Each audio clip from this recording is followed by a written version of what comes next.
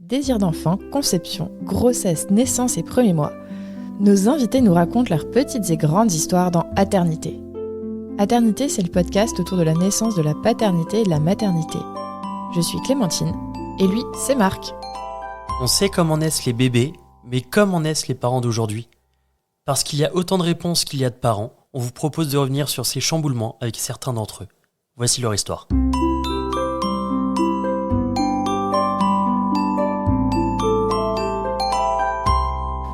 Bonjour à toutes, bonjour à tous. Aujourd'hui, on part à la rencontre de Coralie et Vincent qui vont nous raconter leur histoire. Bonjour Coralie. Bonjour.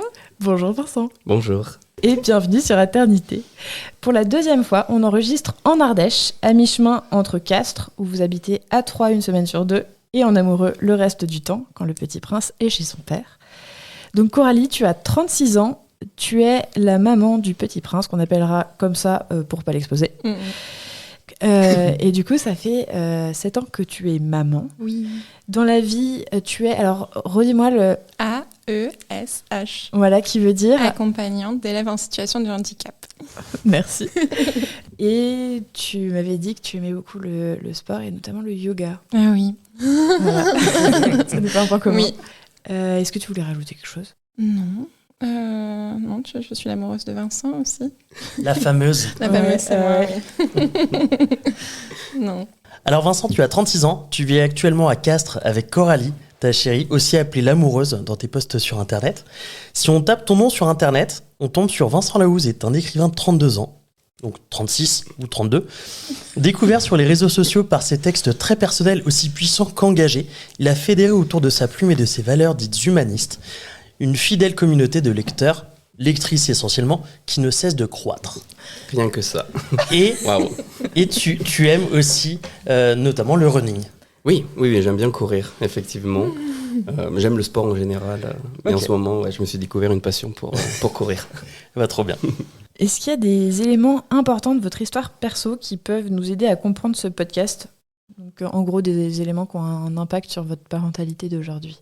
Alors je pense que oui. Alors le fait d'être adopté, puisque c'est pas un secret du coup, puisque c'est un peu l'ensemble de mon début de carrière littéraire, puisque je parle de ça dans mon premier roman.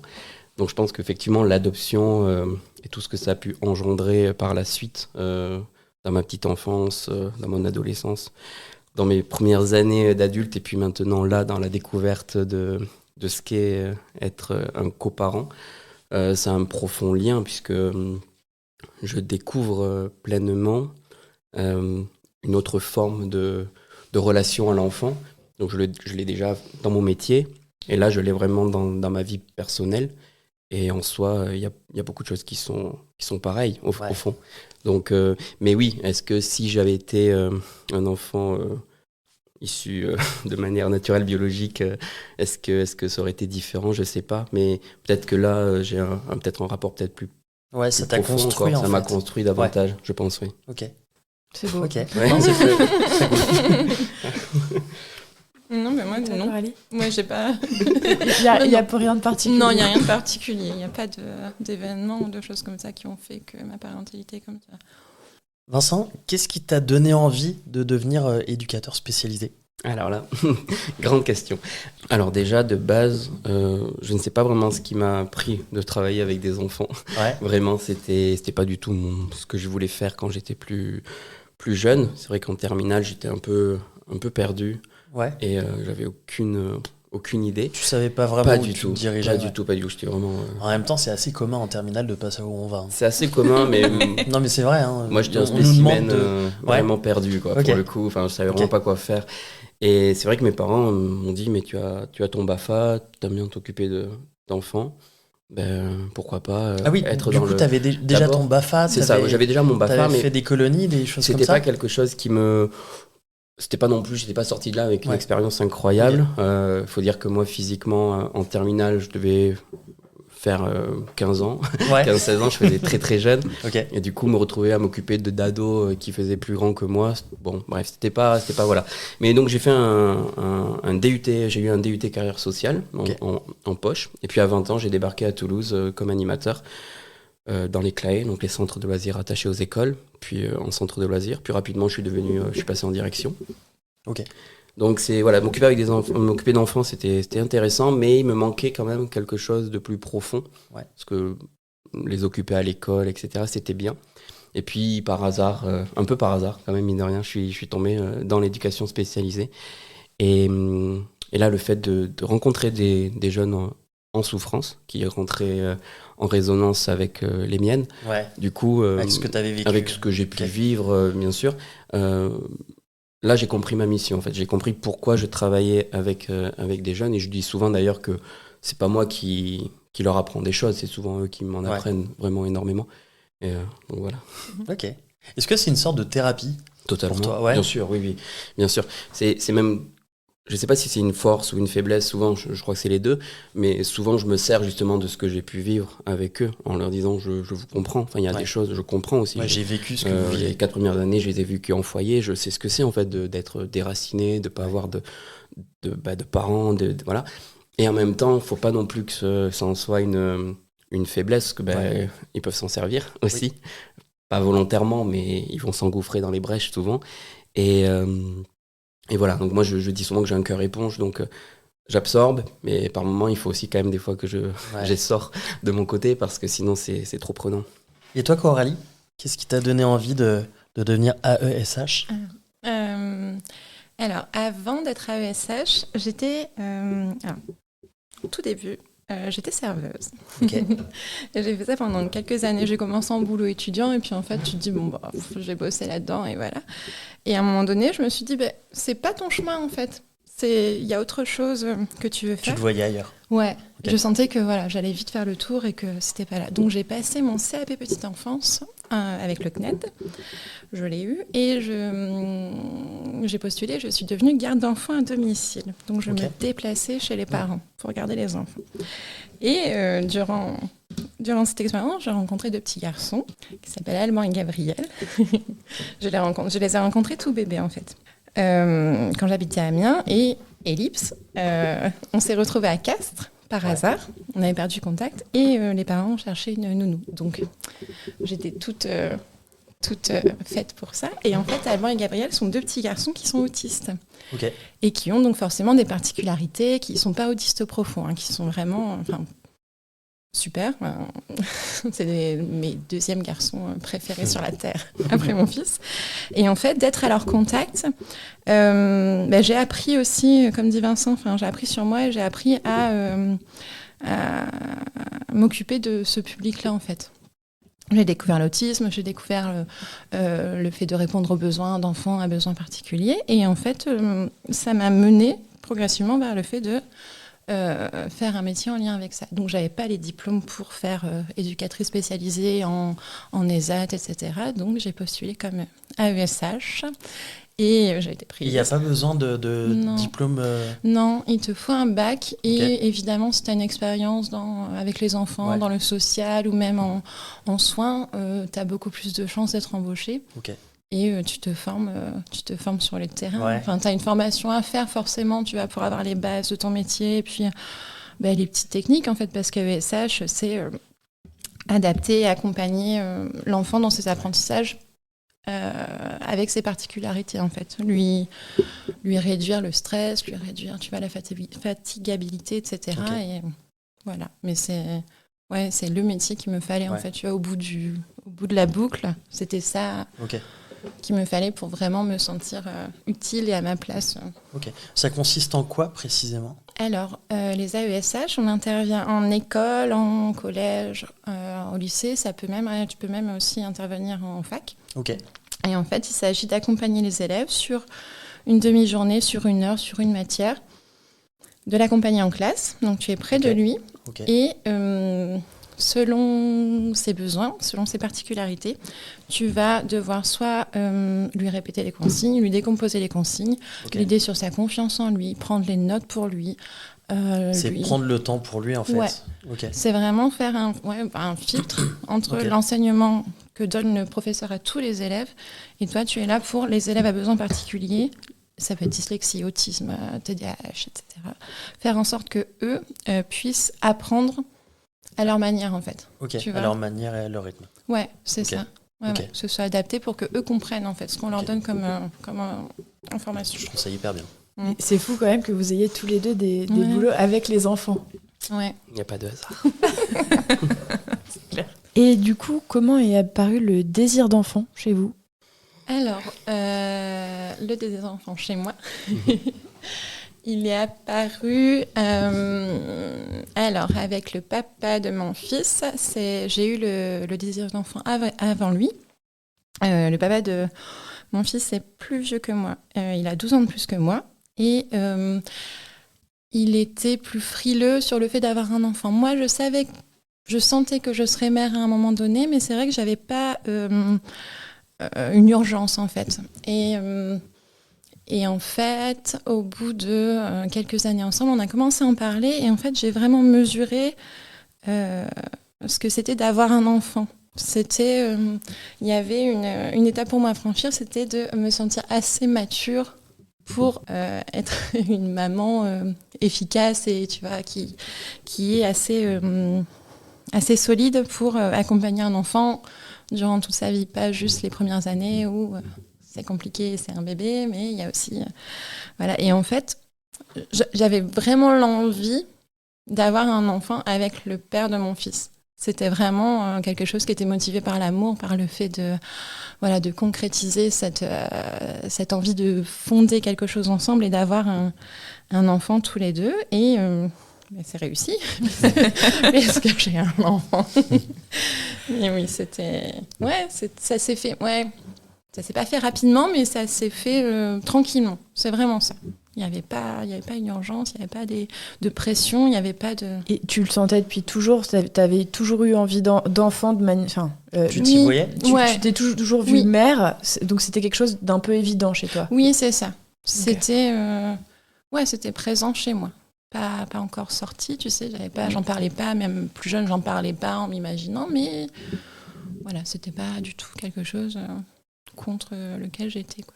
Et toi, Vincent ? Alors, pour ma part, bien sûr, être père est quelque chose qui est très présent en moi depuis toujours, de par un peu le passé extraordinaire que j'ai. Et c'est toujours quelque chose qui a été en fond, où je me disais, quand j'aurai 30 ans, je serai comme ça, je serai comme ça. J'avais vraiment ce schéma dans ma tête, je serai marié, j'aurai un chien, une maison, l'espace. J'avais vraiment ce côté-là très... Avec une pelouse bien tendue, bien verte devant. Vraiment, parce que j'avais le schéma de mes parents. Le cliché normé, quoi. J'ai un cliché, c'est ça, c'était le cliché normé, parce que j'ai mes parents qui sont toujours ensemble. Donc j'avais ce modèle de mes parents aussi. Donc ils ont... plus de 41 ans de mariage, 3 enfants, une belle maison. Enfin, il y a vraiment ce schéma. Je me suis dit, bah oui, j'ai toujours... C'était ton goal. Voilà, j'ai été toujours pris comme modèle. Je me suis toujours dit, je serai un père comme mon père, en fait. J'ai vraiment ce schéma-là. Ce qui est beau. Ce qui est beau, oui. Moi, je suis... Enfin, là, il n'y a pas de... Mais au fil des années, je me suis rendu compte que j'avais énormément à réparer aussi en moi, avant d'envisager l'idée et avant d'être père. Ouais.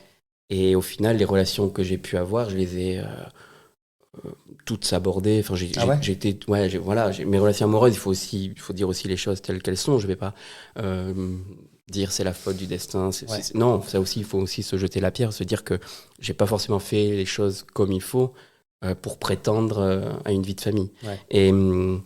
Mais c'est vrai que c'est une envie que j'ai depuis mes 25 ans, je pense, où ça aurait pu et où ça n'a pas eu lieu. Et puis même par la suite, où j'ai été dans des relations où j'ai pensé que, puis au finalement non. Et il n'y a personne à blâmer là-dedans. J'ai pas de rancune, j'ai pas de rancœur là. Voilà, c'est comme ça devait être comme ça. Donc j'ai toujours ce désir en toile de fond, mais en même temps, il y a aussi cette petite voix qui me dit, il y a peut-être des rêves qui ne sont pas faits pour être réalisés, qui sont faits pour être réalisés autrement. Et je me rends compte que peut-être par mon métier. Ouais, en fait, j'y allais. Ouais.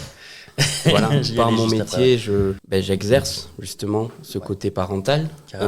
Et de par la coparentalité, du coup, je découvre aussi ce que c'est d'être voilà, d'être un père aussi au final, même si j'ai pas l'appellation et même si c'est un peu différent parce que c'est pas un bébé, c'est pas tout ça, mais sur mes jeunes non plus, c'est pas dans mon boulot, c'est pas des bébés, mais en même temps voilà, il y a cet aspect dans mon foyer, dans mon SAU, je m'occupe on fait les devoirs, on leur apprend à être propre, à être autonome, on les amène aux rendez-vous médicaux, c'est hyper complet. On se prend c'est le rôle des parents. Voilà, en fait, on a un rôle vraiment parental, alors que nous sommes pas on est leur principale figure d'attachement, donc on se prend tout, on est leur décharge émotionnelle, on se reçoit leur haine, leur amour, leur il y a tout en fait, il y a toutes les émotions, et je me dis c'est peut-être ça aussi en fait, être un père au final.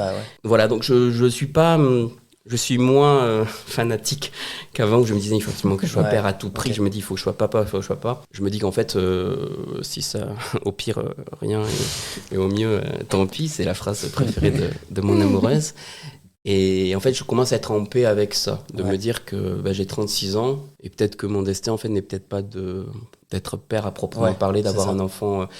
Il y a le statut. Il y a un désir, je me rends compte aussi surtout que, je ne sais pas si ça rentre dans la question, mais il y a un désir très égoïste aussi pour moi. Et ça, je m'en suis rendu compte la dernière fois quand j'étais en séance avec ma psy. Et il y a aussi ce désir très égoïste parce que pourquoi je veux un enfant, au fond aussi, il y a aussi ce désir de savoir qu'un enfant me ressemblerait, puisque moi, je ne sais pas à qui je ressemble.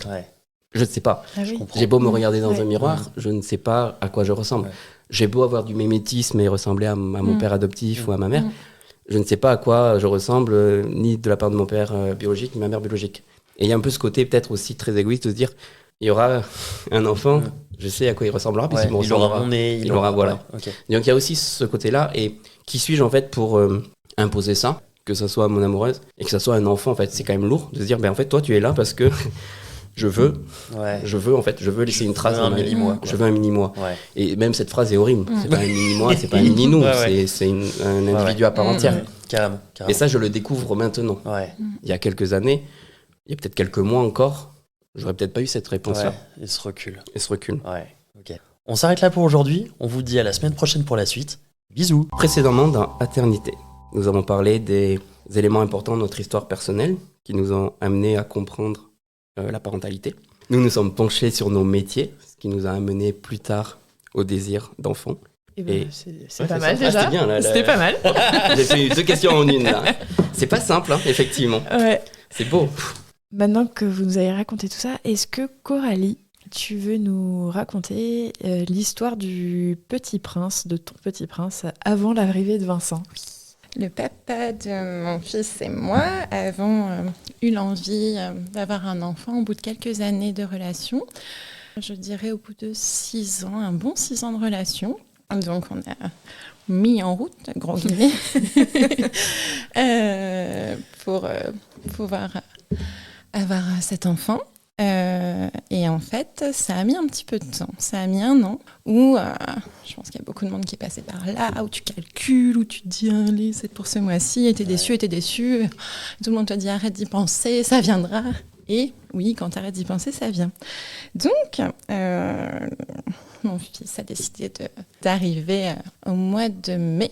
Et j'ai eu une grossesse. C'était mai quelle année ? 2016. Ok. À peu près, ouais. J'ai eu une grossesse de rêve. Je la conseille à tout le monde. Je n'ai pas eu de nausée. Pas de problème, tu sais, de sommeil, pas de douleur, pas de rien. Pas de truc de femme enceinte. Non, rien. Par le bébé. Par mon ventre qui grandissait, mon corps qui changeait. Mais vraiment, mais je le remercie toujours. C'est une grossesse. Enfin, si on pouvait me redonner la chance d'avoir cette grossesse-là, je la revivrais. Voilà. Et donc une grossesse de rêve, vraiment, vraiment. Et au début, on avait choisi de ne pas savoir le sexe de l'enfant. On a craqué.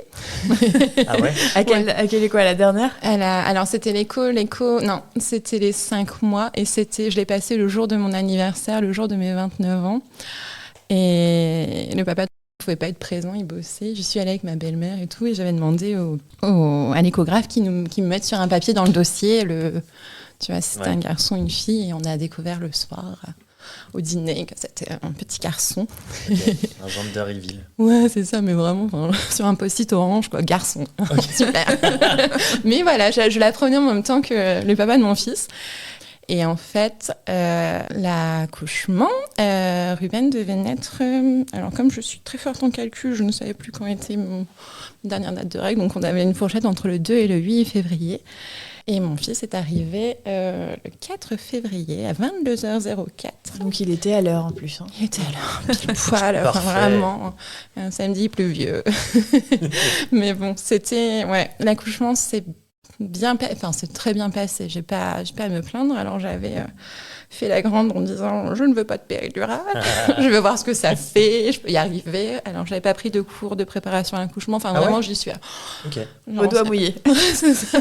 On y va, on verra. Enfin, tu vois, j'avais... On m'a raconté. Ouais, mais je sais pas... Enfin, j'étais pas inquiète. Tu sais, je me suis pas dit « Oh là là, faut que je me prépare, faut que je me prépare. Okay. » J'avais lu quelques trucs. J'avais ma voisine qui était sage-femme à la retraite qui était venue me voir en me disant « Est-ce que tu as des questions ?» Bon, non, pas tellement. Et puis ça arrivait pas très doucement, bien sûr, c'est un accouchement, mais vraiment, il a fait une arrivée fracassante. Enfin, c'était le plus beau moment de ma vie.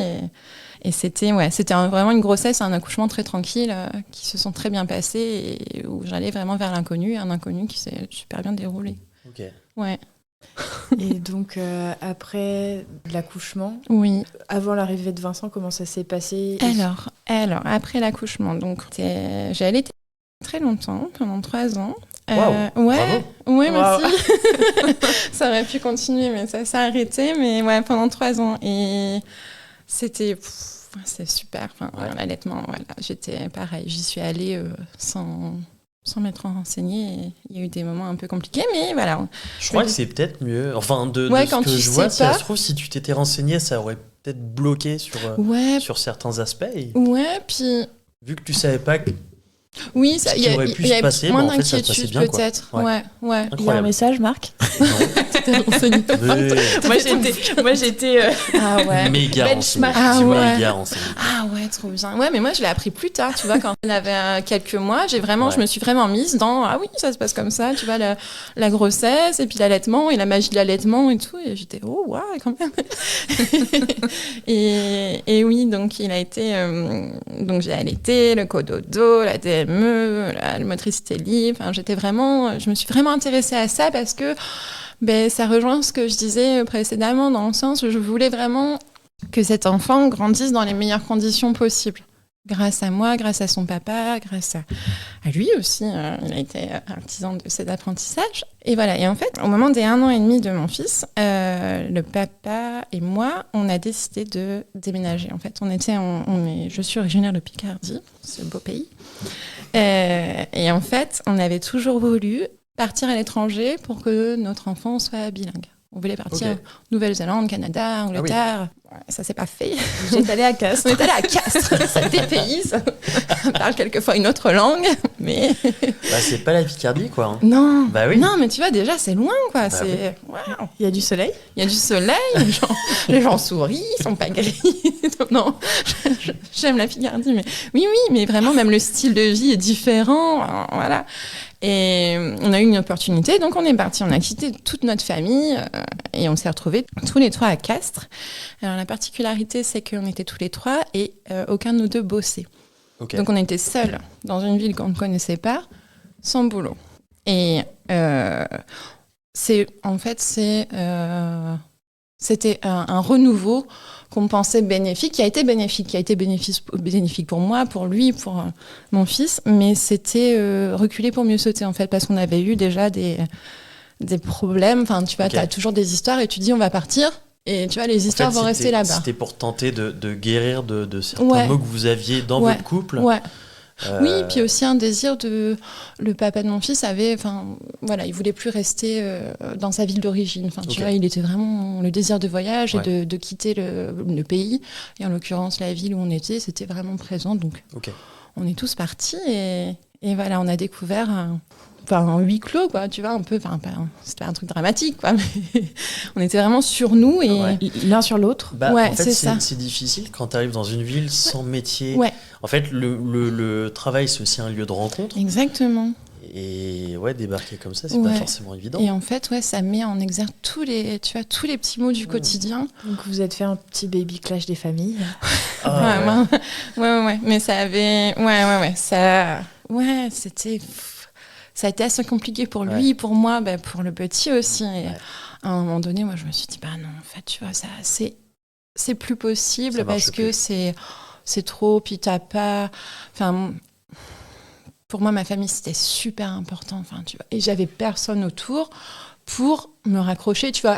Même tu peux téléphoner, mais il y avait aussi le fait que je parlais pas de mes problèmes. Donc, tu vois, t'as personne qui voit que tu vas pas bien parce qu'au téléphone, tu dis oui, tout va bien, je le suis, c'est génial. Et en fait, non, t'es vraiment pas bien. Ça reste en toi.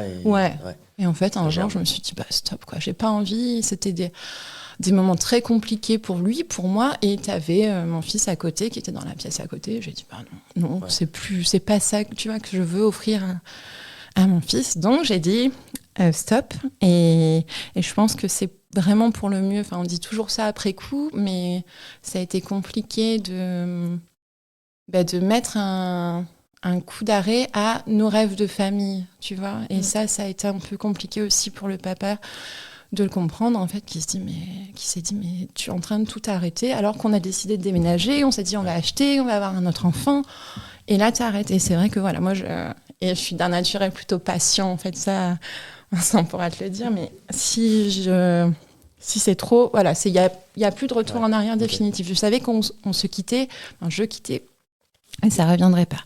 Donc, il avait quel âge, ton fils, à ce moment-là ? Il avait presque 3 ans. D'accord. Ouais, il allait avoir 3 ans, et 2 mois avant, on s'est séparés.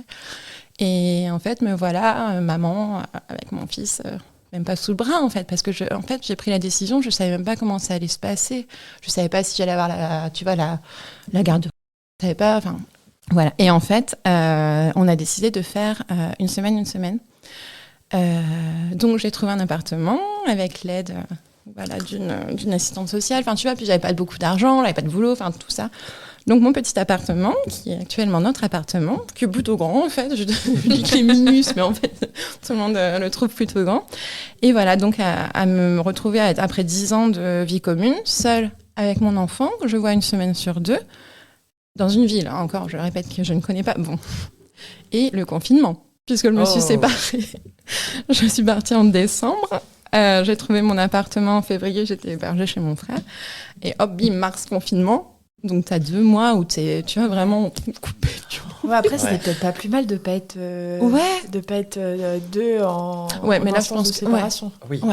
Ouais, je pense que ça aurait été... Confiner ensemble, ça aurait été compliqué. Ne m'en parlez pas. Ouais. Donc, voilà. Donc, avant que Vincent arrive, on en était là. Et puis, en fait, j'ai trouvé du boulot. Enfin, tu vois, j'ai vraiment déroulé en me disant, voilà, tu vas trouver du boulot, tu vas te faire des amis. Et puis... Voilà, on a vécu un peu en tête à tête, mon fix et moi, pendant 3 ans. 3 ans, ok. Ouais, où il était là une semaine sur 2. Et on a eu enfin voilà, tout le monde te dira qu'on est très fusionnel. Enfin, Vincent te le dira aussi. Il est arrivé dans ce duo où vraiment c'est comme ça. Et Vincent arrive en 2023. Comment vous vous êtes rencontrés, Vincent? S'il vous plaît. Alors déjà, moi j'avais une autre petite question. Toi, tu habitais déjà à Castres ou t'es originaire de là-bas? Pas du tout. Ça fait partie de la rencontre? Bien sûr. D'accord. Okay. Et alors, reprenons depuis le début. Comment vous êtes Allez, je prends le relais. Comment vous êtes rencontrés? Comment dire? En français, s'il te plaît. Donc moi, je suis toulousain depuis mes 20 ans jusqu'à 33 ans. Entre 33 et 35 ans, j'ai fait une petite infidélité au sud-ouest et je suis parti à Genève, puis à Annemasse, côte à côte, vers de nouveaux horizons portés par l'amour aussi que j'avais à l'époque. Et puis 2 ans après, je suis revenu sur Toulouse, un peu moins, avec un peu plus de rêves brisés, on va dire. Ouais. Et avec un peu plus déçu de l'amour aussi. J'avais plus tellement envie d'être amoureux, donc je me suis dit, c'est pas grave. Je reviens sur Toulouse. J'étais en coloc avec mon frère avant que je parte. Donc je suis retourné en coloc avec mon frère quand je suis revenu, puisqu'il avait cru bon de garder ma place. ce que je lui en remercie grandement. Bah ouais. Et voilà, donc et Pierre, je t'embrasse. Et de novembre à février, j'ai fait ma petite vie aussi. Voilà, j'étais pas sans attache, on va dire, sans aucune envie de. Et puis un jour, une connaissance me dit, il faudrait que tu t'inscrives sur une appli de rencontre qui s'appelle Bumble. Tu vas voir, c'est pas mal, c'est très qualitatif comparé à d'autres. J'ai vu passer un post là-dessus. Et donc je me suis dit, ok, pourquoi pas. C'est quoi le principe de Bumble? Donc, je connais pas. Alors le principe de Bumble, donc, c'est une appli de rencontre comme Tinder, Adopt et compagnie, sauf que le principe, c'est que c'est la femme qui envoie le message en premier. Donc il n'y a pas de ce côté gros lourd qui va Charo qui va envoyer en premier. Charo, oui, enfin je sais pas. Bon, enfin chacun fait en manque d'amour, quoi. Ouais, c'est ça. Et donc là, c'est vraiment la femme qui a un peu le contrôle en fait. C'est elle qui peut, si elle a envie. Et je me suis dit pourquoi pas. Et je ne sais pas ce qui m'a pris, mais j'ai eu envie d'étendre la zone géographique en fait. À 75 km. Exactement. C'est ça. C'est vrai, c'est ça, 75-80. Exactement. C'était une vanne. C'est le juste prix. Et le premier profil qui apparaît est Coralie. Et il faut savoir que ce profil était, désespérément vide. Okay. Il y avait pratiquement rien, il y avait des photos mal cadrées, on voyait rien. Bah, t'es pas sur la photo. C'était ça, c'était un œil par-ci, non, vraiment. Il y avait un œil par-ci, il y avait une oreille. Puis on avance dans le sens moyen de moi sur les photos. Mais vraiment, non, c'était très particulier. Je vois quand même qu'elle a de magnifiques yeux perses, c'est très très beau. Mais la description est très succincte, enfin il y a rien. Et je me dis, c'est étonnant. Normalement, dans des applis de rencontre, quand même, on est censé se vendre un minimum. Et là, il y a tellement rien que je dis, ok. Ça m'intéresse. Ça cache quelque chose, moi j'aime bien ça. Et je me rends compte que cette personne-là m'a déjà liké avant. Donc, direct, ça match. Et donc, elle m'écrit le 20 février 2023. Ok. Et on se voit quelques jours après, du coup, le 25 février. Et puis, tout de suite, je me rends compte qu'en fait... Bon, déjà, elle est très mauvaise photographe. Et qu'en fait, elle est très, très, très, très, très belle au naturel. Voilà. Et puis, très vite, c'est l'évidence. En fait. Voilà, Donc, on passe un bon moment à discuter. Et elle finit par me dire, au bout de 2-3 heures, qu'en fait, elle m'a déjà lu. Elle a lu mon premier roman. Et qu'en fait, elle sait qui je suis. Oui. Voilà. Qu'elle a lu Roubial et moi... qu'elle a découvert Roubial et moi par hasard dans une librairie d'occasion. Incroyable. Quelques mois auparavant, qu'elle m'a lu, qu'elle a été très touchée, très intéressée, etc. Mais qu'elle s'était pas forcément abonnée pour autant sur mon Insta, un peu en discrétion. Mais que quand elle est tombée sur mon profil, elle m'a reconnu. Et voilà. Donc elle me connaissait d'accord, tu l'avais déjà. reconnu sur Bumble. Mais elle n'avait pas... Il est là. Quoi? Ah oui, non, mais justement, on va y venir après. Mais il n'y avait pas ce côté groupie. Et ça qui m'a plu, c'est qu'à aucun moment, elle m'a dit... Où elle te l'a caché. Voilà. Non, il y avait... Peut-être. Après, je suis allé aux toilettes, il y avait des photos partout de moi. Bon, c'était très gênant et en même temps pas désagréable. C'était sympa. Non. Et c'est ça que j'ai apprécié, en fait. De me dire qu'elle avait voulu rencontrer Vincent, vraiment l'humain, plutôt que l'auteur. Okay. Et puis, voilà, ça a été très... Castres a une place particulière quand même dans mon cœur, puisque c'est la ville de mes grands-parents du côté maternel. Okay. Ma mère est née à Castres, mon petit frère est né à Castres. Et voilà, moi j'allais chez mes grands-parents jusqu'à mes 15-16 ans, jusqu'à ce qu'ils ne soient plus en vie, à Castres. Donc c'était très particulier ce 25 février dernier de revenir à Castres, alors que ça faisait très longtemps, plus de 20 ans que j'y étais pas allé. Tu voyais un signe ?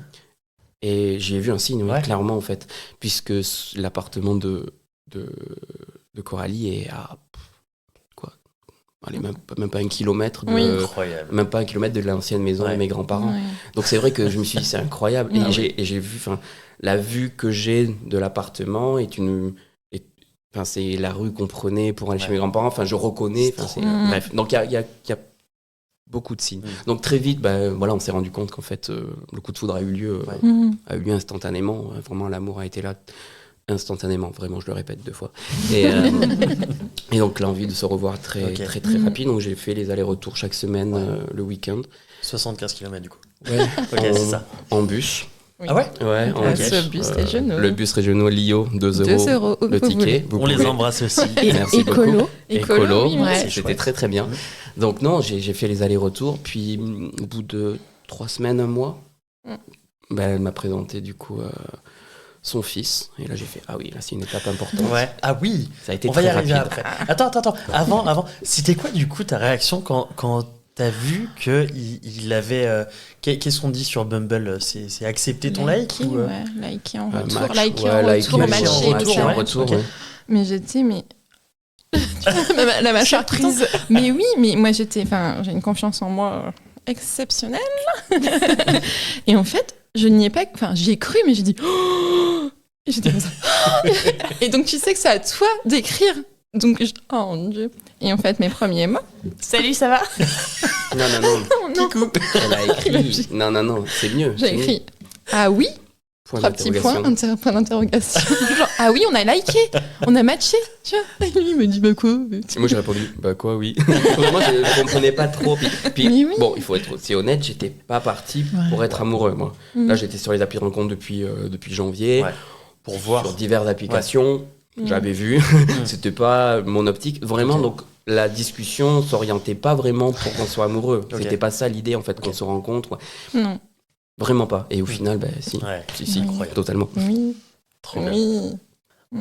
On s'arrête là pour aujourd'hui. On vous dit à la semaine prochaine pour la suite. Bisous. Précédemment, dans Aternité, on a parlé de ma grossesse, des premières années du Petit Prince, de notre rencontre et de notre relation. Très très beau résumé. Et en parlant de votre relation, à quel moment vous vous êtes dit que c'était le moment pour que Vincent rencontre le Petit Prince? Ça a été assez vite, puisque Vincent a rencontré mon fils 3 semaines ou 1 mois après notre rencontre à tous les deux, Vincent et moi. Okay. Et est-ce qu'on en a vraiment parlé? On n'en a pas parlé. On ne l'a pas vraiment maturé. En fait, donc Vincent savait évidemment que j'avais un enfant, que je vivais, il connaissait tout. Et en fait, ce qui s'est passé, c'est que évidemment, j'avais envie de présenter mon fils à Vincent parce que je suis Coralie, mais je suis aussi Coralie, la maman de mon enfant. Et en fait, c'est arrivé parce que avec une histoire de magnette. De magnette? De magnette, okay. Ouais. En fait, sur le frigo, avec mon fils, on avait écrit des petits mots avec des lettres, tu sais, magnette. Et un jour, Vincent était venu, etc. Mon fils s'arrête devant le frigo, il me dit, mais maman, t'as changé les lettres? Je dis, bah non, j'ai pas touché. Il me dit, bah c'est pas moi. Il dit, il y a quelqu'un qui est venu. Et tu sais, perspicace quand même. Et très observateur. Je me suis dit, oui, il y a quelqu'un qui est venu et c'est qui? Je me suis dit, bah c'est mon amoureux. Et pour lui, c'est assez abstrait la notion d'amoureux, tu vois, à 6 ans. Il dit, ah oui. Je dis, tu voudrais le rencontrer, tu voudrais le connaître, tu voudrais qu'il vienne à la maison? Oui. Bon. Et en fait, ça a été vraiment le déclencheur parce que c'est pas que j'étais frileuse. Je savais que ça passerait bien. Tu vois, Vincent, dans la personne que je découvrais et son intérêt aussi sur mon fils. En fait, il posait beaucoup de questions, tu vois. Et je me suis dit, c'est peut-être il n'y a pas de moment idéal, en fait, parce que c'est niais, mais je savais que Vincent était le bon. Enfin, je savais qu'on irait certainement loin ensemble. Et j'en ai discuté avec une amie. Oriane, si tu passes par là. On l'embrasse aussi. Je t'embrasse. J'en ai discuté avec une amie qui m'a vraiment... En fait, j'étais sur le doute. Je m'étais dit, je vais le présenter. J'en ai parlé à mon fils, mais à un moment, j'ai eu un doute en me disant, mais peut-être que c'est trop tôt, peut-être qu'il faut pas, peut-être que tu vois, toute la question. Et elle m'a dit, écoute, Coralie, il n'y a pas de bon moment. Si tu sens que c'est maintenant, c'est que c'est maintenant. Il n'y a pas... C'est tout, ça passe. Et très optimiste, elle me dit, ça passera. Ou ça casse, mais au moins, tu t'es fixé sur ce qui va se passer. Et effectivement, ça s'est très bien passé et ça a été... ça a été pas magique, mais vraiment l'idéal, quoi, la rencontre idéale entre Vincent et mon fils, qui ont été un peu timides tous les deux, mais ouais. Et toi, Vincent, tu le savais à l'avance que tu allais le rencontrer? Ouais, je le savais à l'avance. Quelques jours auparavant, elle m'a dit le week-end où tu viens, c'est un week-end où j'ai mon fils avec moi, donc tu vas le rencontrer. Et donc Et t'y allais pour le week-end? Moi j'y allais, les premiers mois donc j'y allais. C'est engageant. Tu t'es dit c'est quand même engageant, je vais le rencontrer un week-end entier? Non, Ok. Non, je suis venu qu'un jour, ouais, sur un jour. Tu es venu une journée. Pour le rencontrer d'abord, une journée. Oui. Moi, j'ai pas dormi à la maison pour le premier. Si? Oh mon Dieu, mais quelle mémoire Je d'éléphant. sais plus, pardon, désolé, on va la refaire, pardon. Alors, il devait venir simplement une journée. Vincent, on allait le chercher à la gare, il venait en train, donc Petit Prince est prévenu. Et il devait passer la journée, même l'après-midi simplement. Et au moment de la fin d'après-midi, j'ai dit à mon fils, écoute, Vincent va devoir repartir, il doit reprendre le train. Mon fils m'a entraîné, on a une penderie.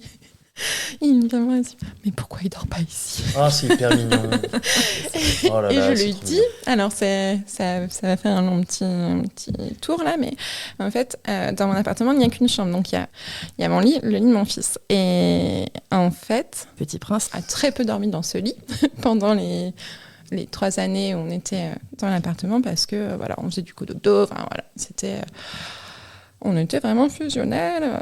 Et je lui ai dit, mais écoute, il y a mon lit et ton lit, donc où est-ce qu'il peut dormir?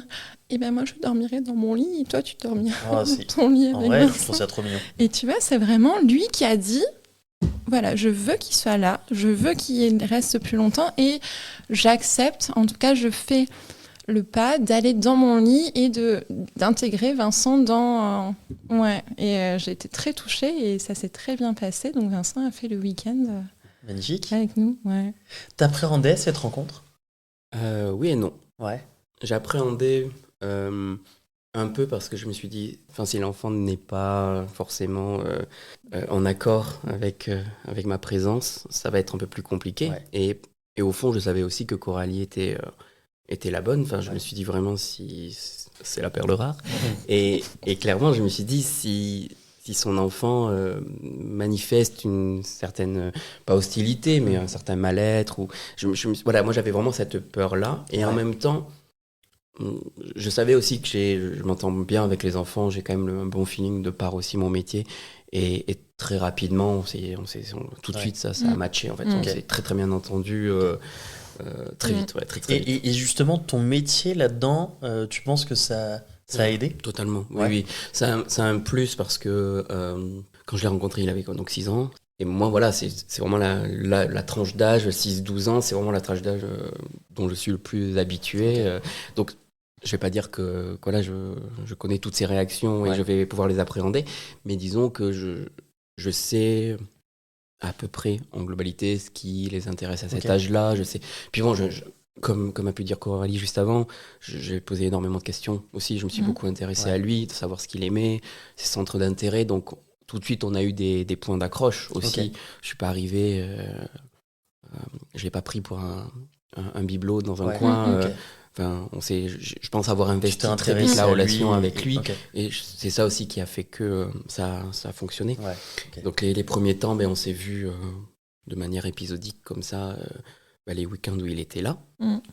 Et puis on lui a posé la question à un moment donné, est-ce que tu souhaites que Vincent vienne vivre chez nous, qu'il soit là tout le temps, qu'il reparte jamais. Voilà, et il était en accord avec ça aussi. Donc on s'est dit fin juin, c'était le bon moment. Et l'été, voilà, on va voir l'été comment ça se passe. Moi j'ai trouvé un travail saisonnier comme animateur sur Castres pendant 2 mois. Et c'était un peu le test. On va voir comment ça va se passer. Lui il est en vacances, donc il y a vraiment ce côté, il est là une bonne partie du temps. Et puis on va voir comment ça se passe. Et ça s'est tellement bien passé que je suis pas reparti. C'est trop bien. Je suis resté à Castres, quoi. Magnifique. Est-ce que vous aviez discuté en amont du rôle que tu pouvais avoir, Vincent, auprès du Petit Ou même Prince? pendant, est-ce que vous avez discuté Non. Pas du tout. Vraiment, pas du tout. C'était au feeling. Et même moi, je me suis pas posé la question, surtout. Oui. Parce que il n'y avait pas d'idée en fait de mettre une étiquette sur Vincent. Et mon fils le présentera aussi beaucoup comme ça, c'est l'amoureux de Coralie, l'amoureux de maman. Et il a été présenté comme ça. Et en fait, au début, vu que c'était assez épisodique, il a eu le temps, tu sais, de se faire une place, mais pas vraiment définie par un cadre, tu vois. C'est pas le beau-père, c'est pas le coparent, c'est pas le...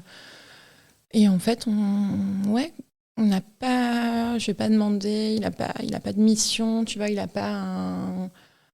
Il n'y a pas de rôle attitré, quoi. Non, c'est ça. Okay. C'est pas encadré, oui, il doit faire ça, il doit pas faire ça, je lui demande de... Non, c'est vraiment...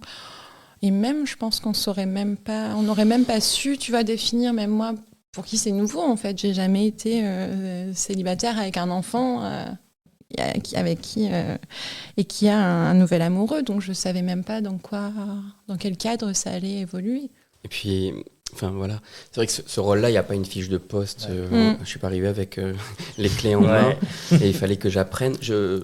Voilà, d'emblée, pour moi, je pouvais pas me dire « Ah, c'est mon beau-fils » ou « Je suis son beau-père ». Ça n'avait pas de lien. Voilà, c'est vrai que le mot beau-père, le terme beau-père ne me plaît pas. Et c'est pour ça que j'ai écrit sur Instagram ce terme de coparent que Coralie m'a appris, parce que je ne le connaissais pas.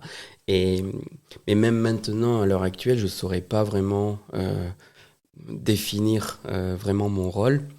Et c'est des moments d'ailleurs d'introspection intense chez moi qui peuvent mener à quelques petites discussions pas houleuses, mais qui sont un peu animées. Parce que souvent j'ai ce truc en moi de dire mais qu'est-ce que je lui amène en fait ? Je lui amène rien. Non, tu pas trouves aujourd'hui que tu lui amènes rien ? Non, bien sûr que non. Mais des fois, j'ai une confiance en moi qui est assez relative aussi sur certains points. Et souvent, en fait, c'est pas par condescendance, de dire je lui amène rien. Non, au contraire, c'est plus, mais qu'est-ce que je lui apporte ? Il a un papa, il a une maman. Enfin, j'ai pas le sentiment, à part de jouer avec lui, qu'est-ce que je lui apporte ? Et en fait, non, en y réfléchissant, je l'aide à grandir aussi sur beaucoup de points. J'ai l'impression d'être... Rien que le fait... Voilà, mon père a tout à fait résumé il y a 2 jours quand on était chez eux. Il m'a dit, mais rien le fait que tu sois là, en fait, d'être dans sa vie, en fait, tu lui apportes quelque chose. Et j'ai fait... Le padré. Incroyable. Il s'y connaît, quoi. Mais voilà, donc c'est vrai que maintenant, oui, effectivement, je me rends compte que... Mais je sais que je suis encore aussi très craintif, très sur la réserve avec lui, sur beaucoup d'aspects, notamment l'émotionnel, notamment l'affectif. Là, il y a 2 jours, spontanément, il m'a fait un câlin. Et j'ai été le premier surpris et j'ai pas su comment vraiment réagir. Il y a quelques semaines de ça, un soir, c'est moi qui le couchais parce que Coralie travaillait avec ses petits jumeaux, elle devait les garder, Gabriel et Alban. Et c'est moi qui couchais Petit Prince. Et je lui ai dit pour la première fois que je l'aimais, que je lui ai dit que je l'aimais fort, que j'étais là pour lui, qu'il fallait qu'il soit rassuré, qu'il puisse bien dormir. Et Petit Prince. On a une réponse incroyable. Il m'a dit bah ouais, je sais. Je lui ai dit mais comment ça, tu sais, c'est la première fois que je te le dis. Il me dit mais oui, mais t'es gentil avec moi, tu joues avec moi, t'es là, donc oui, je sais que tu m'aimes. Et ça répond à tes questionnements sur ton rôle ou sur ta place. Je sais pas si on peut... Ça répond en partie parce que je me dis qu'effectivement, c'est sa manière à lui aussi de m'exprimer son affection et son amour.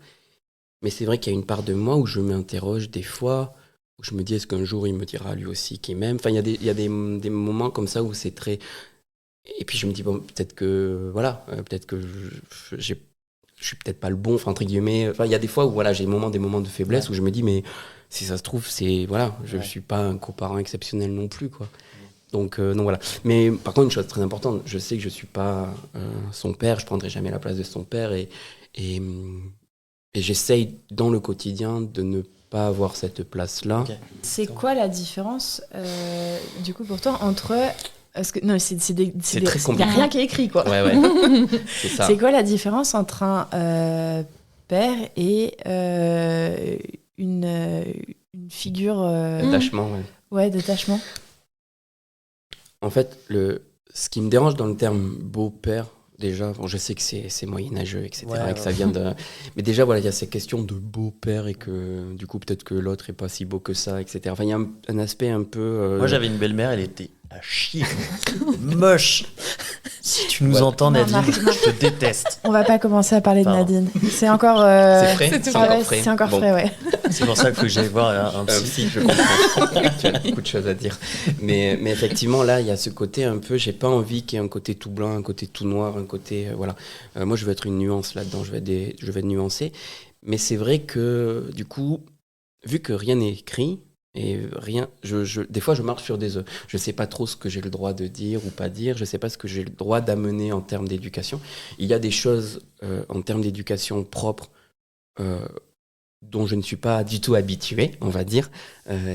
Moi, j'ai toujours été éduqué dans un sens un peu vertical, clairement, où voilà, c'est les parents qui décident et qui te disent c'est comme ça et point, en fait. Ouais, et c'était normal. Et c'était la norme, c'était la norme. Et ça a toujours été comme ça, et je m'en suis plutôt bien sorti, j'ai l'impression.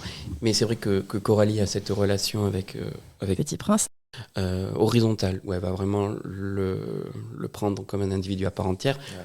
J'étais considéré comme un individu à part entière avec mes parents aussi, j'imagine, mais disons que j'avais moins le droit voilà, de dire certaines choses, je pense. Alors que là, bon, son fils a le droit de s'exprimer régulièrement. Et voilà, il y a des choses sur lesquelles, moi, je tique un peu. Je me dis, mince, mais attends, mais ça, je ferai pas comme ça.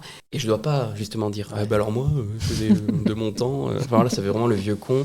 Et je sais que j'ai pas à faire ça. Donc, des fois, je ronge mon frein. Il y a des choses qui sont compliquées, et notamment des fois dans la frustration et dans la colère que peut avoir son fils. Des fois, je dois apprendre à ne pas le prendre personnellement et ne pas agir en neurone miroir et à ne pas m'énerver à mon tour et à escalader. Et donc, j'essaye de m'extirper, de souffler et de revenir. Sauf que j'ai un gros défaut, c'est que quand je fais ça, je me referme et j'ai une tendance, la loi du silence. Je me renferme, j'érige une muraille, mais plus que la muraille de Chine, là, on peut l'avoir de la Lune, clairement. Et vraiment, c'est très compliqué après pour me faire revenir. Et ça, c'est mon défaut principal. Je sais que c'est compliqué à ce niveau. Je me referme dans ma coquille parce que je suis blessé, parce que je suis triste, parce que je ne sais pas comment agir. Et ça arrivait 2-3 fois avec son fils où ça prend tellement dans l'émotionnel. Et je veux pas exploser et hurler et dire des choses que je pense pas ou dépasser les bornes parce que je veux pas que tout d'un coup ils se disent mince, mais en fait il est pas si gentil que ça. Et en fait, c'est pas ce mec qui me hurle dessus. C'est ça, en fait, c'est pas une si belle personne au final. Et voilà. Alors que je sais, en plus, paradoxalement, il peut se permettre d'exploser dans l'émotionnel parce qu'il sait que je l'aimerai toujours au final. Bon, ça, c'est ce que m'a expliqué Coralie, parce que je suis un bon élève. mais voilà. Ouais, une communication. Il y a quand même une communication. Même après, en fait, souvent, il y a on l'entend beaucoup en ce moment, mais en fait, on a le droit d'être en colère, on a le droit de l'exprimer. Par contre, ce qui est bien aussi, c'est d'expliquer les choses après. C'est ça, exactement. Et de garder une communication positive avec son enfant, quoi. Et ça, j'ai encore du mal des fois à... alors peut-être que je suis aussi très rancunier comme personne et susceptible, mais c'est vrai que quand on vient considérer un été 2 heures après, alors qu'il a explosé et qu'il... Il est passé à autre chose. Il est passé à autre chose totalement. Enfin, lui, il a et pas toi. C'est ça. Et moi, j'ai du mal à être naturel, à revenir. Et lui, il voit bien que du coup, je suis pas comme avant. Et donc, il fait tout pour que je revienne. Et ça me fait mal au cœur de fois parce que je me dis, réagis, bon sang, réagis. Puis après, ça revient. Okay. Mais il y a des moments comme ça où c'est pas simple. Je comprends. Que ma question de base, c'était quoi la différence entre le père et le coparent ? Le père, c'est écrit. C'est ça. Et le coparent, c'est... en fait, c'est un rôle que vous écrivez à 3, quoi. Mais c'est ça, en fait, on improvise. improvise. Même à 4. Mais alors attention, parce qu'il y a aussi des pères qui sont des coparents. Enfin, moi, j'estime que je suis père et je suis coparent, parce qu'il y a ce côté équipe. En fait, moi, le côté coparent, c'est le côté coopératif totalement du rôle de parent. Et s'en occuper aussi dans la vie de tous les jours. Et oui, parce qu'en fait, tu peux être père et pas t'en occuper. Et un coparent, en fait, on parle selon moi, de coparent quand le parent prend sa place. Oui, puis tu as aussi le fait que ce soit, comme tu dis, une équipe. En fait, c'est pas, il y a le père, la mère. Enfin, dans mon idée, souvent, c'est ça. T'as papa, maman d'un côté. T'as rarement les deux ensemble qui font front. Enfin, et en fait, là, dans notre relation à tous les deux, c'est vrai qu'on est... Bon, vu la configuration, c'est vrai que la chef de la maison, c'est moi. Oui, bien sûr. Mais c'est vrai que Vincent, et là, je sais que j'ai son appui, son soutien. Je sais qu'il est là, même s'il ne va pas s'exprimer. Il y a quelqu'un à côté de moi, tu vois. Et c'est au même moment. C'est pas va voir ton père, va voir Vincent. On est là en même temps quand il y a un problème ou pas de problème, justement. Et du coup, Vincent, quelle est ta place dans le quotidien avec le petit prince ? Alors, quelle est ma place ? j'essaye d'être à la fois cool et distrayant, j'espère, dans le sens où on joue régulièrement. Enfin, je sais que je suis une personne ressource pour ça, pour jouer, que ce soit aux jeux vidéo, puisqu'on adore Zelda, Mario, etc., mais aussi pour taper dans le ballon, pour faire des batailles de guilly, etc., etc. Je vois quand même je sais pas une amélioration, mais une évolution, une progression où au début, il n'y avait aucun contact physique, avec très très peu, puisque c'est quelqu'un qui n'est pas très tactile, et moi pas tant non plus. Et peu à peu, il s'est mis à me prendre la main quand on marchait dans la rue, puis il a commencé à initier des petites parties de bagarre, des petites parties de guilly qui font que c'est à sa manière à lui aussi de me faire des câlins. Et on est maintenant dans ce côté tactile de ce... Mais pour autant, on va pas se faire des bisous, on va pas je sais pas... On n'est pas dans un débordement de tendresse non plus. Il y a ce côté peut-être aussi pudique. C'est un petit garçon, il n'a peut-être pas envie de montrer aussi ses émotions. C'est possible. Bon. De manière générale, il ne montre pas trop ses émotions aussi, je pense. On l'a vu avec André. Hein. Voilà, il est très... Mais c'est vrai qu'il s'exprime de plus en plus avec moi. Et du coup, il ose aussi les bonnes émotions comme les moins bonnes. Et c'est vrai que quand il explose et qu'il va me dire « t'es méchant » parce que j'ai eu le malheur de le laisser gagner un jeu de société, parce que j'ai pas triché pour une fois, et que du coup il explose parce que, mon Dieu, je suis la pire personne sur Terre. Je le vis très mal, et en même temps, je me rends compte que c'est sa manière à lui de me dire je tiens à toi, quoi. Donc non, maintenant mon quotidien est, je le trouve de plus en plus facile. Il y a encore certaines choses sur lesquelles j'ai du mal à lâcher prise, peut-être, sur des choses parce que j'ai été inculqué comme ça, sur le fait qu'à table, je souhaite rester... voilà, le fait de rester à table quand on mange. Lui, c'est quelqu'un qui est assez libre de ses mouvements, qui va bouger, qui revient, qui repart. Et ça, c'est des choses... Et dans ma tête, je me dis, non, ne dis rien. C'est des points sur l'éducation. C'est des petits points comme ça sur l'éducation où je me dis, j'ai pas ma voix au chapitre parce qu'il a été éduqué comme ça, et que c'est pas pour autant qu'il est mal élevé, que c'est pas pour autant... voilà. Mais c'est vrai que moi, j'ai été éduqué autrement, et je me dis que si j'avais un enfant avec Coralie qui vient de moi, peut-être que l'éducation serait différente. Et en même temps, je me pose la question, je me dis, mais pourquoi j'éduquerais différemment au final, et pourquoi je ferais une distinction entre le... Voilà. En fait, ça serait étonnant. Pourquoi il y aurait cette distinction-là, en fait. Donc, mais en même temps, c'est difficile comme question. Il y a peut-être aussi cette idée que ça te donne voix au chapitre cette fois-ci, parce que ton enfant, génétiquement, biologiquement, ou pas génétiquement, c'est pas que il aura été là depuis le début, en fait. C'est ce que je lui dis souvent. C'est ton enfant légalement, en fait. Bien sûr. Je pense que c'est plutôt ça. Puis même le fait d'arriver, ta vie avec mon fils, ça fait moins d'1 an en fait que t'es coparents. Et c'est ce que je te dis souvent quand il y en a des difficultés et qu'il n'arrive pas à... Petit Prince. Je dis, moi, ça fait 7 ans que je suis maman, donc j'ai un entraînement de 7 ans. J'ai mes règles depuis 7 ans. Enfin, tu vois, c'est vraiment... C'est vrai. Et Vincent arrive là-dedans et il doit intégrer tout ça en ayant... Moi, je fais pas la distinction, mais tu n'as pas d'enfant, donc c'est vrai que tu vas forcément te référer à ton éducation parce que t'as que ce repère-là, tu vois. Moi, je vais me repérer. Maintenant, je me repère beaucoup à l'éducation que je peux donner à mon fils. Ouais.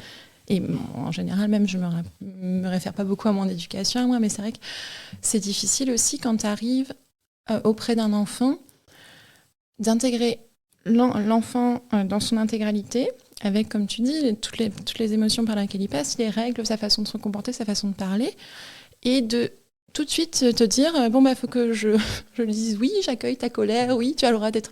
Non, des fois, c'est épidermique, tu peux pas, parce que t'as pas l'expérience, t'as pas la, entre guillemets, la résistance à ça non plus, ou la résilience. Et puis c'est ok. Oui, c'est ok totalement. Aussi. J'ai aussi le référentiel du boulot. J'ai aussi ce côté-là professionnel où, dans l'éducation spécialisée, avec mes jeunes, il y a aussi des règles à respecter. Et peut-être qu'on est un peu plus dur aussi, peut-être à ce niveau. On est moins.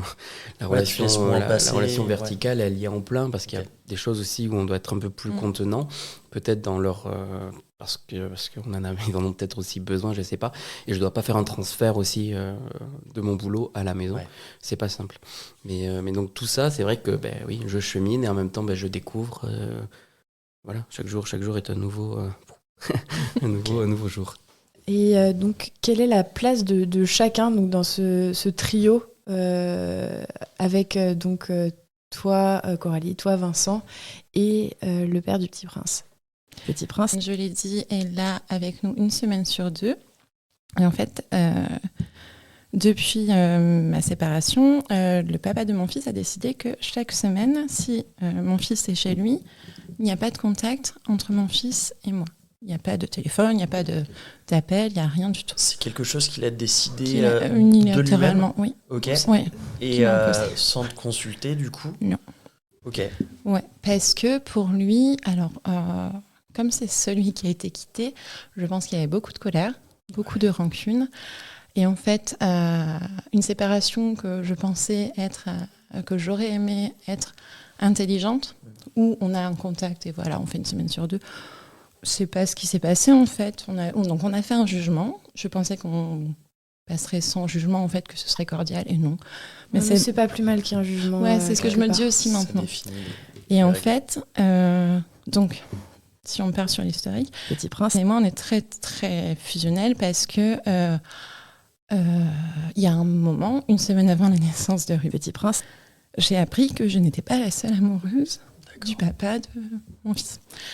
Donc, ça a été donc l'élément déclencheur de la relation très très collée serrée entre mon fils et moi.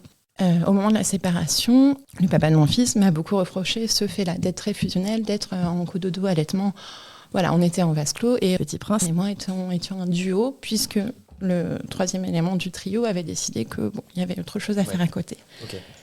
Et au moment de la séparation, je pense qu'il a voulu vraiment couper net, tu vois, ce lien de mère-enfant pour récupérer sa place, tu vois, de vraiment s'intégrer dans la vie de son fils en coupant quelque chose qui était là depuis 3 ans, tu vois, où c'était vraiment, voilà, l'allaitement, le cododo, etc. C'était quelque chose d'établi et qui a été coupé très net. Donc ça, ça fait des dégâts forcément. Et donc voilà, donc le pourquoi du comment. 1 semaine sur 2, nous n'avons pas de contact, donc on disparaît. Je disparaissais de la vie, entre guillemets, de Petit Prince pendant 1 semaine et je revenais, et c'est toujours le cas en fait. Petit Prince n'a pas de nouvelles de nous. On lui raconte nos semaines, etc. avec Vincent, depuis que Vincent est là, pendant 1 semaine. Donc en fait, il a vraiment 2 vies séparées. La vie chez son papa, où il a tout à jouer. Il a double côté, ça c'est l'avantage aussi.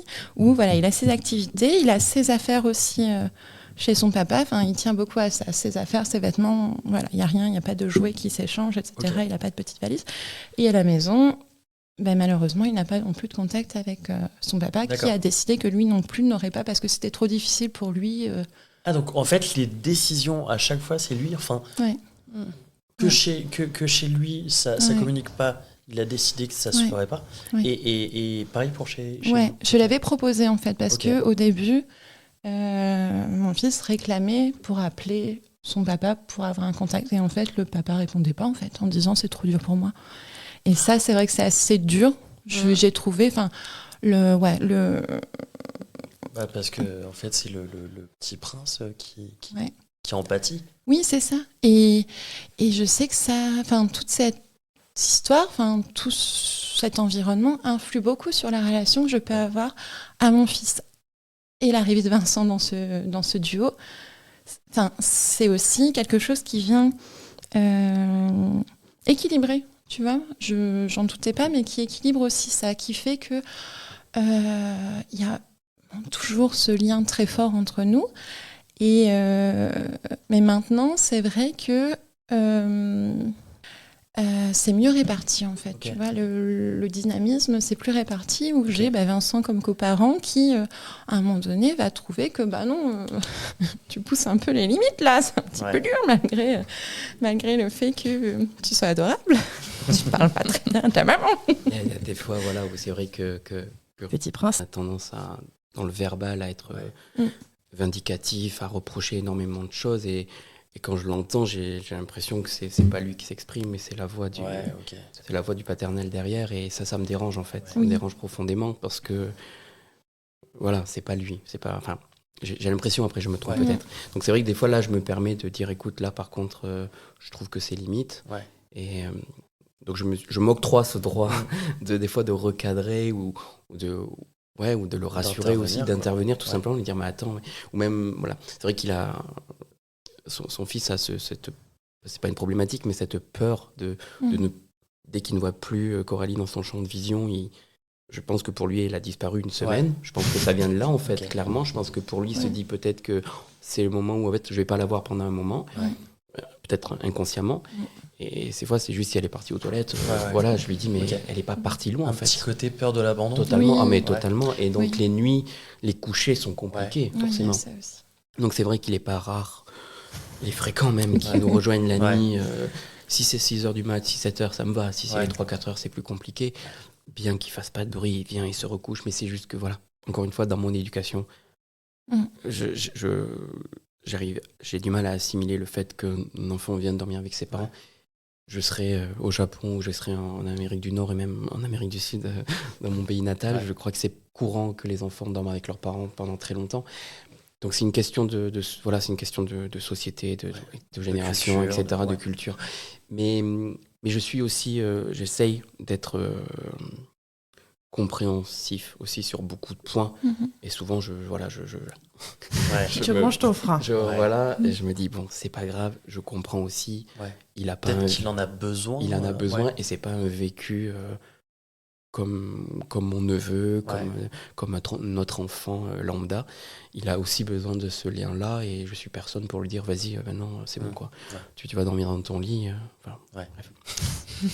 On s'arrête là pour aujourd'hui. On vous dit à la semaine prochaine pour la suite. Bisous. Précédemment dans Paternité, nous avons évoqué ma rencontre avec le fils de l'amoureuse, de mon appréhension sur ce rôle si particulier de coparent et de la différence ou pas avec le rôle de père. Et pour finir, nous avons parlé de l'évolution de ma rencontre avec le Petit Prince et de la place de chacun dans ce trio qui s'apprivoise. C'est beau. Bah oui, c'est beau. Putain, il est écrivain. Je suis écrivain un peu. C'est beau. Vincent, tout à l'heure, tu parlais de la différence entre père et coparent. Est-ce que tu peux nous parler de la différence qu'il y a entre beau-père et coparent ? Alors, effectivement, j'ai pas vraiment trop de définition à proprement parler. En vrai, je ne saurais pas vraiment dire beau-père, coparent. Mais une chose est sûre, c'est vrai que, j'en ai fait également un texte sur Instagram, je refuse vraiment qu'on me dise « Ah, mais tu es le beau-père du fils de ton amoureuse » ou « C'est ton beau-fils ». Et quand on voit une photo de lui, direct, je précise. Je dis « Non, ce n'est pas mon fils, ce n'est pas mon beau-fils, je ne le considère pas comme tel. Je suis son coparent. » Et c'est vrai que Coralie définit cela en disant que je suis une personne qui l'aide à grandir. Et ça me suffit amplement, en fait. Beau-père, il y a ce côté très... strict, en fait. Patriarcal, encore, il faut le dire. Je pense qu'il y a un truc un peu normé aussi. Le beau-père, tu vois vraiment sa place un peu en dehors. Il y a peut-être un peu de ça. En même temps, qui reste chef de famille. Enfin. C'est ça, il y a ce côté très strict, en fait. Beau-père, je sais pas, j'aime vraiment pas. Et même si plus tard, on devait se marier avec Coralie, spoiler, ça va arriver. Attends, en avant-première ou...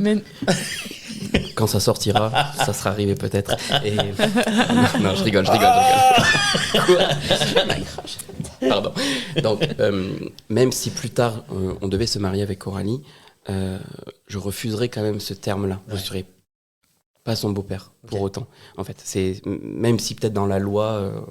ça ne m'intéresse pas. Parce que la vision que tu en as ne te convient pas. Ça ne me convient pas. En fait, je préfère avoir ce relationnel-là qu'on a qui est libre, on ne se pose pas de mots.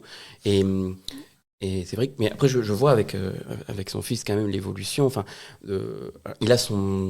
on a nos propres mots, on a nos propres surnoms. Lui, il m'appelle 20-20. Ouais. Voilà, je suis son 20-20. Et il n'y a personne d'autre qui m'appelle 20-20 à part lui. Et ça me suffit, en fait. Il y a des fois, quand on joue, il va laisser échapper un papa, par habitude. Et ça me dérange pas, mais je rebondis pas dessus. Enfin, je vais rien dire, je vais faire comme si j'ai pas entendu, et puis il va se reprendre, et puis voilà. Je pense que ça prouve qu'il s'entend bien avec moi et qu'il est en confiance, et ça me va, quoi. Voilà. Ok. On va maintenant passer aux questions des auditeurs, parce qu'on a posé la question sur Instagram. Quelles questions vous voudriez poser à Coralie et Vincent? Et on en a eu. Du coup, on va vous les poser. Alors, question des elfes et des lignes. Le papa est-il ok avec toutes les photos postées par le coparent, ce qu'ils partagent de leur relation? Alors, je pense que le père du fils de mon amoureuse ne sait pas tout simplement ce que je poste sur les réseaux. Je crois qu'il n'est pas très réseaux sociaux de base, donc il ne doit pas trop savoir ce que je fais. Puis pas très communication, et puis quelque part. Communication de base, tout court, je crois. Après, avec Coralie, on s'est fixé des règles. Je n'évoque pas son prénom et je ne montre pas son visage. Donc, sauf erreur de ma part, je crois que sur toutes les stories, j'ai fait en sorte qu'il y ait un emoji, qu'on ne voit pas son... on distingue à peine, je pense que c'est assez flou. Enfin, on ne peut pas vraiment lui donner une identité. On ne peut pas l'identifier.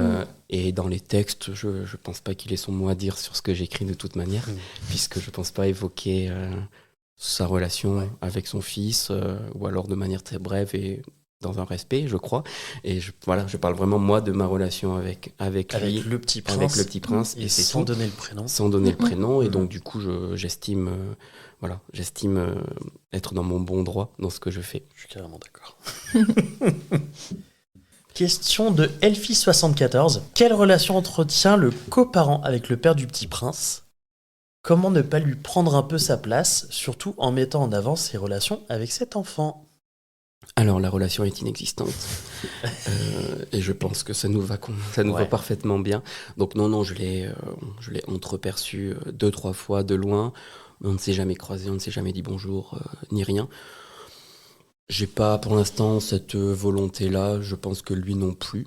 Il est au courant de l'existence de Vincent. Il sait que Vincent est dans la vie de notre fils et que ça se passe très bien aussi. Après, je ne pense pas que lorsque ton fils est chez son père, je pense pas qu'il ait la place pour dire ce qu'il vit la semaine avec nous. Donc je pense pas qu'il, tous les 4 matins, je pense pas qu'il dise avec Vincent on a fait ceci, avec Vincent on a fait cela. Donc et puis je pense pas que le papa pose des questions non plus. Donc moi c'est une relation qui est pour l'instant totalement inexistante. Ça changera ou pas un jour peut-être. Moi, j'ai pas d'attente et aucun besoin. Pour répondre à la deuxième partie de la question, je n'ai pas le sentiment d'empiéter, en tout cas, sur son rôle à lui, de papa. Je pense que son fils a très bien compris que je n'étais pas son père.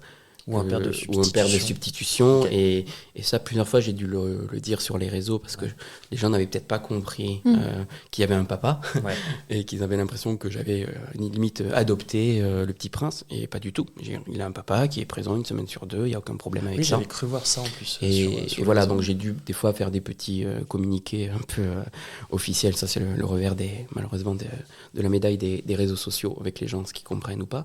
Mais voilà, moi je reste dans mon rôle, comme on disait précédemment, qui s'écrit chaque jour. Et si un jour je dois outrepasser cela, je pense que Coralie me le fera savoir aussi. Oui, je pense que c'est Coralie qui mettrait des limites si besoin. Et aussi, mon fils n'a pas le schéma une maman, un papa. C'est sa toute petite enfance qu'il a vécue avec son père et moi. Donc en fait, pour lui, son schéma, il a son papa, moi, et maintenant moi et Vincent. Et Vincent est une identité à part entière. Donc il n'a pas le modèle du... il faut... de toute manière, je ne lui ai jamais inculqué ça non plus, un papa, une maman, c'est ma famille. Ça peut être un papa, une maman, ou une maman toute seule, un papa, une grand-mère, etc. Donc en fait, il n'aura pas, et je peux le voir dans mes échanges avec lui, c'est qu'il n'a pas la même façon de parler de son papa, qui est très imprégné son père. Enfin voilà, je sais qu'il aime son père, voilà, comme un enfant aime son père. Et ils ont une très bonne relation. Et dans sa façon de parler de Vincent, c'est sensiblement différent, c'est parce que je le connais très bien, mais il y a, alors c'est pas péjoratif quand je dis ça, mais il y a moins d'affect. Ouais. Il y a vraiment cette notion de son père, sa bataille, et Vincent, où ça se passe très bien, et ce sera peut-être plus tard. Ouais. Et puis c'est plus au jour le jour aussi. Oui, c'est ça. Oui. Et tant mieux, parce que je pense que je ne saurais pas trop quoi faire s'il y avait trop d'affect aussi. Okay. En fait, peut-être que s'il y avait ce côté totalement débordement d'émotions... En fait, j'aime qu'il soit ainsi, parce que s'il était peut-être trop dans la démonstration, peut-être que ça me ferait peur aussi. Ouais. Je ne sais pas si ça me ferait fuir, ou je ne pense pas, mais je serais peut-être moins à l'aise. Et puis il y aurait cette crainte de venir, oh mon Dieu, mais si jamais ça ne se passe pas bien, je vais briser 2 cœurs, et pas un seul. Là, il y en a 2 qui vont...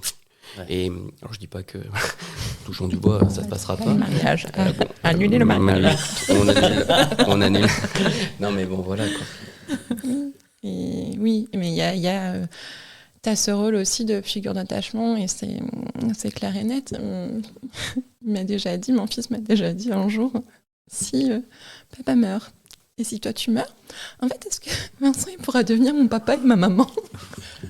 Les deux à la fois. C'est mon côté féminin.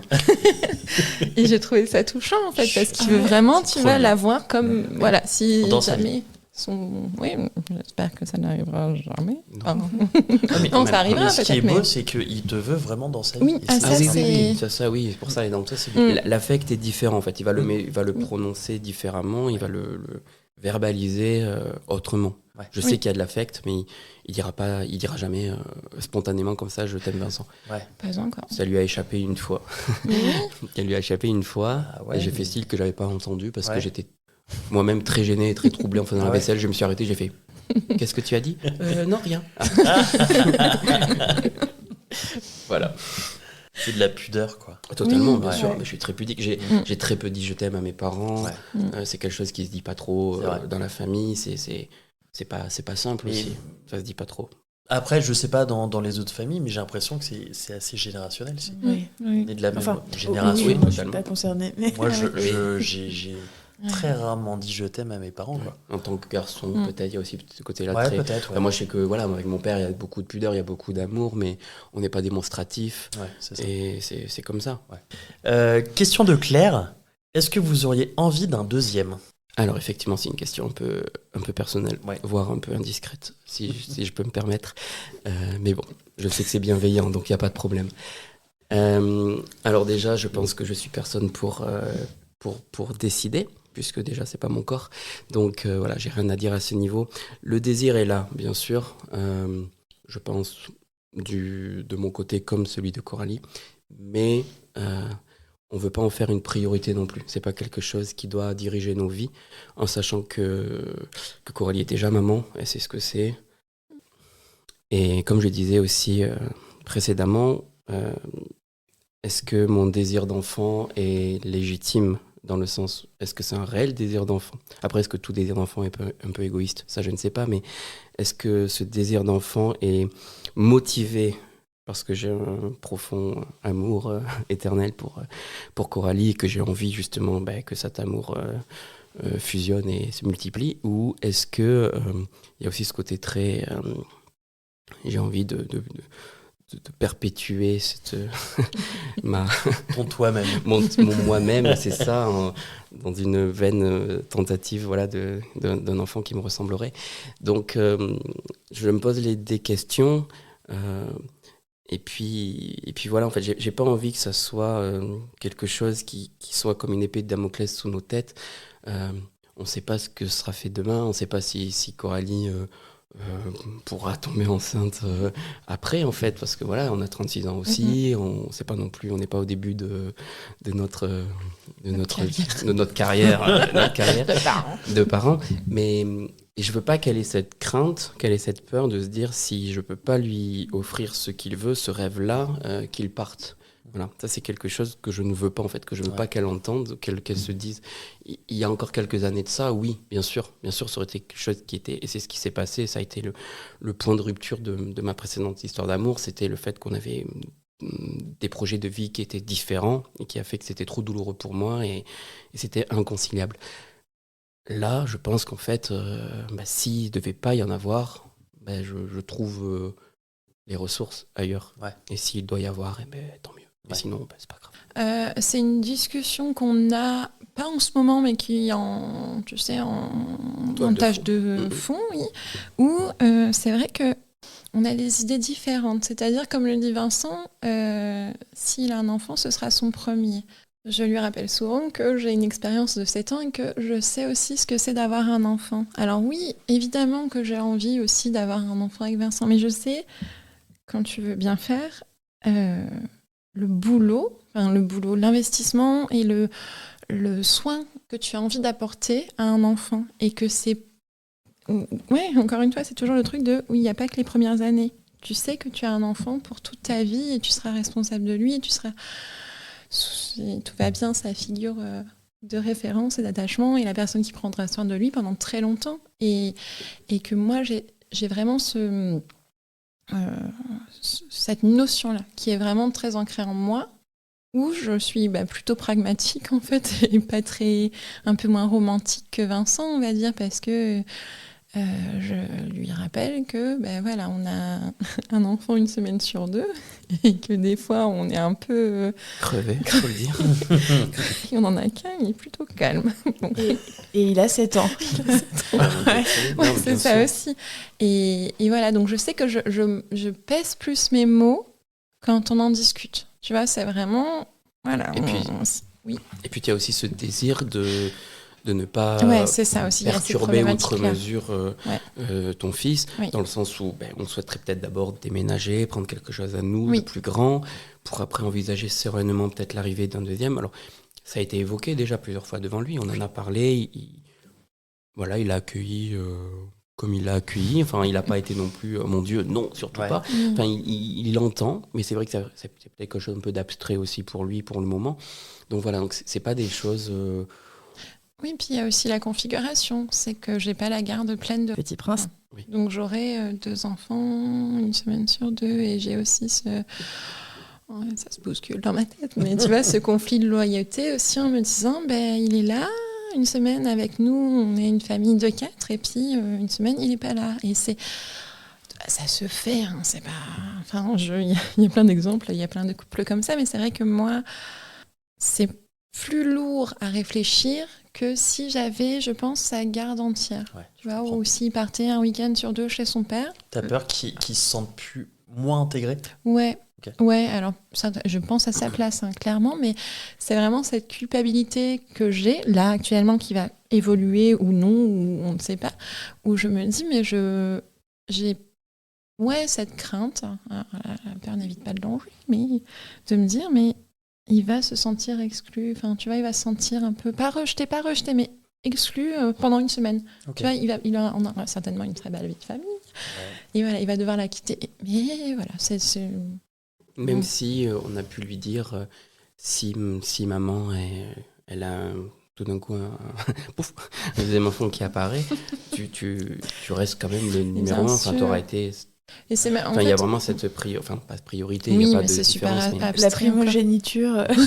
C'est ça, voilà, il y a ce côté de tu aurais été ma maman en première quand même, je reste ta maman. On lui explique ça quand même, donc il y a ce côté-là. Mais oui, effectivement, j'ai conscience aussi qu'on doit faire les choses bien et advienne que pourra en fait, tout simplement. C'est un peu votre mantra. Hein. Oui. Et alors, dernière question de Maria CVLP. Quel rapport à la parentalité ont-ils ? Leur point de vue sur la parentalité dans le monde actuel ? Vous avez 3 heures.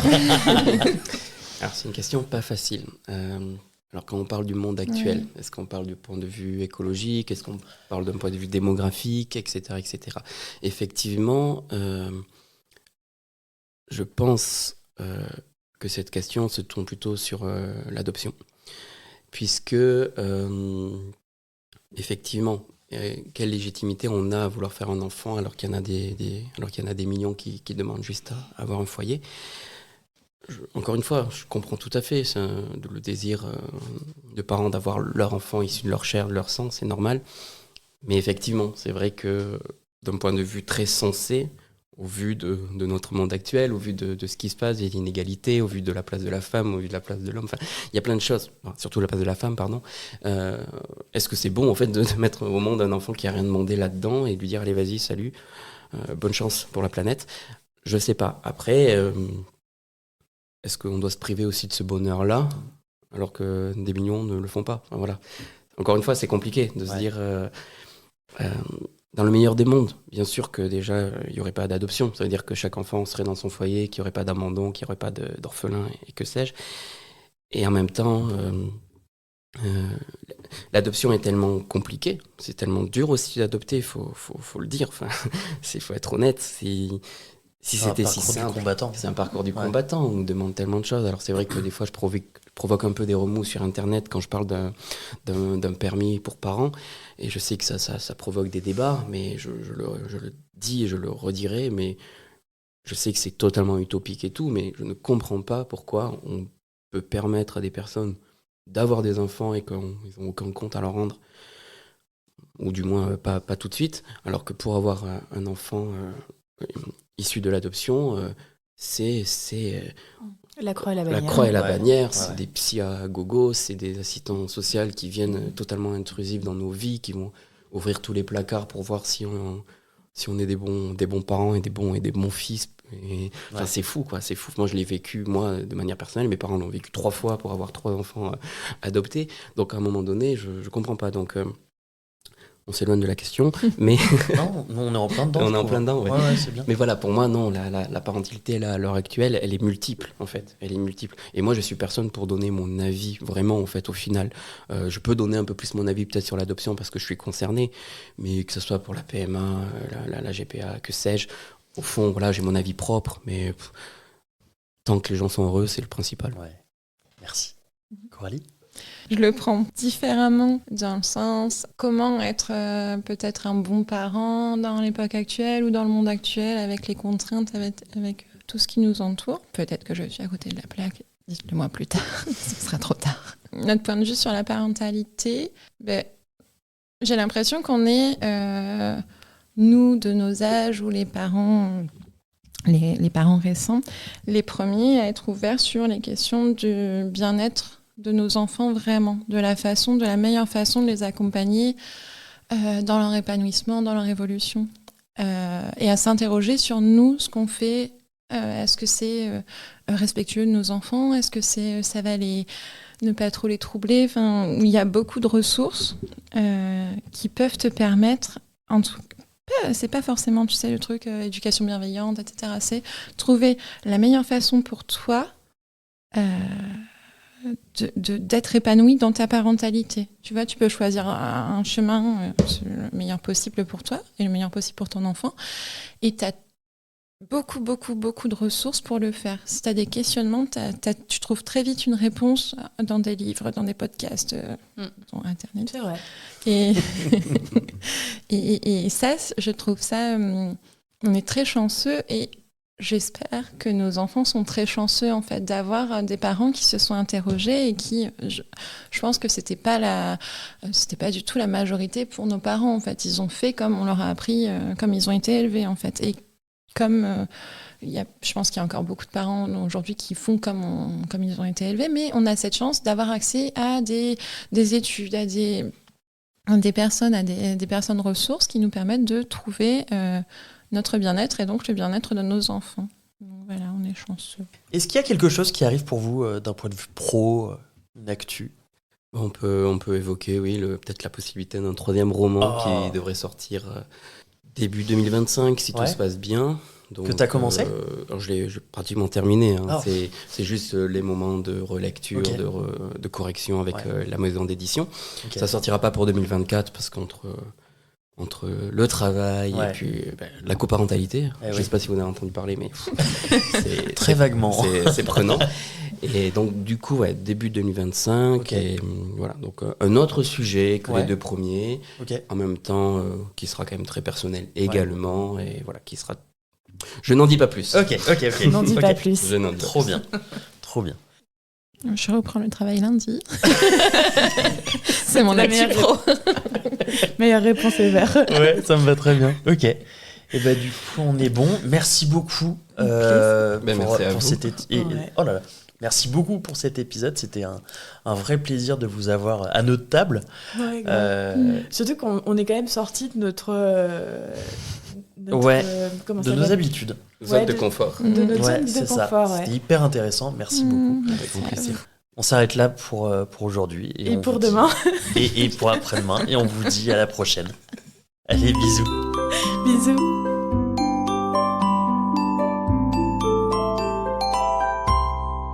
Merci de nous avoir écoutés. On espère que cet épisode vous a plu. C'est grâce à vos retours et à votre soutien qu'on continue à produire des épisodes. Pour nous aider, abonnez-vous, mettez un maximum d'étoiles et des commentaires dans les plateformes d'écoute qu'ils permettent. Vous pouvez aussi en parler à votre entourage et nous suivre sur les réseaux sociaux. Les liens sont disponibles en bas de la description. Si l'aventure vous tente et que vous avez envie de raconter votre histoire, contactez-nous via le site aternité.com. Sans accent évidemment. Bisous!